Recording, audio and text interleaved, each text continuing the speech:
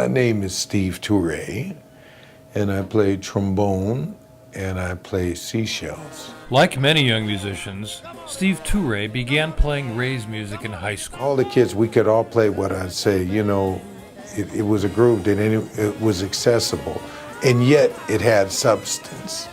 Steve Toure's first touring gig was with Ray's Big Band. I tried out. I didn't have bass trombone, but he liked the feeling that I played with. He wanted me. She said, "Well, can't you get on with a trigger?" I said, "Yeah." So I got one, and I played bass trombone in his band. Steve stayed with Ray's Big Band for just over a year, but his brother Peter was Ray's drummer for much, much longer. One of just a handful of drummers who lasted. I was with Ray when one week he went through 7 drummers. Ray didn't play. It's like if you played a bad note on stage, I've seen him tell guitar players, "Unplug, man, I don't want to hear you play in the rest of the night." And after that's done, you better believe that they remembered what they did wrong, and they never did it again.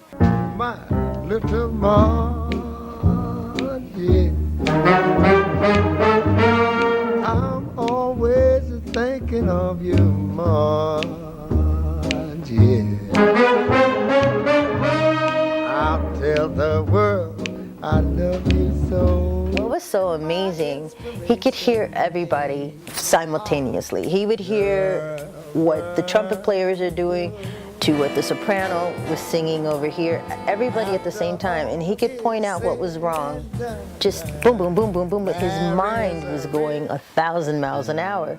So I used to love to watch him at rehearsals because I'm like, my gosh, how could he know that they did that and they did this and they did this? And I used to watch him because you got to watch his body language and his foot and his head. He do his cutoffs like this, you know, and yeah, you had to watch Ray, but I memorized my parts and watched him anyway just because I got such a great feeling and a thrill and inspiration from just watching him sing and do his thing. He played the piano too, you know. We were doing a gig in Birmingham, Alabama with the Birmingham Symphony with Sid Feller, and Sid Feller was conducting. Sid Feller was the arranger that did a lot of Ray's big hits.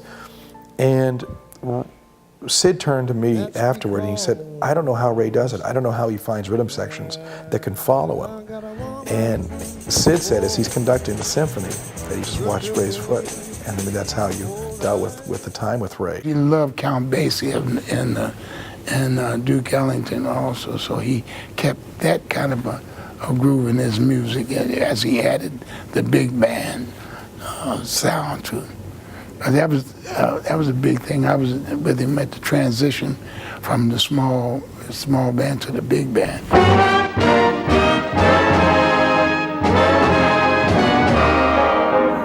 Ray hired very young musicians, oftentimes in the rhythm section. They weren't seasoned guys because, frankly, the gig didn't pay enough to get, you know, really A-list players.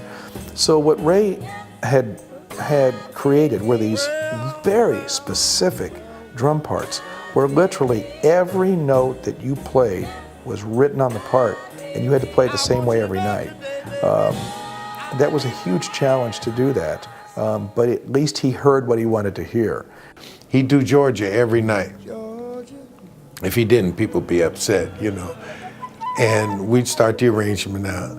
And the arrangement would be the same every night. But he would always come in a little different place, and you'd have to wait, and we'd be playing along. And then finally, whenever he felt the moment was right, he'd say, "Georgia," and everybody in the audience, "Ah!" You know? But you never knew when it was coming. It was always fresh.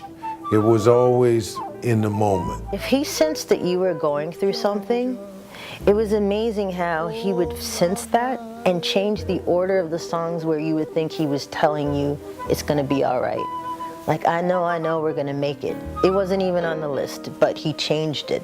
And he would do that all the time, and countless times people in the band would say, "Wow, you know, I was going through such and such and such, and I think Ray felt it because he was talking to me through his choices."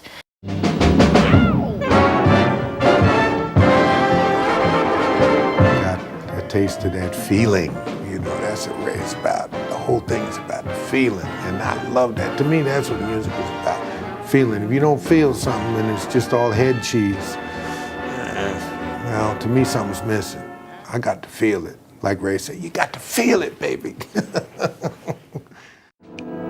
After all is said and done, there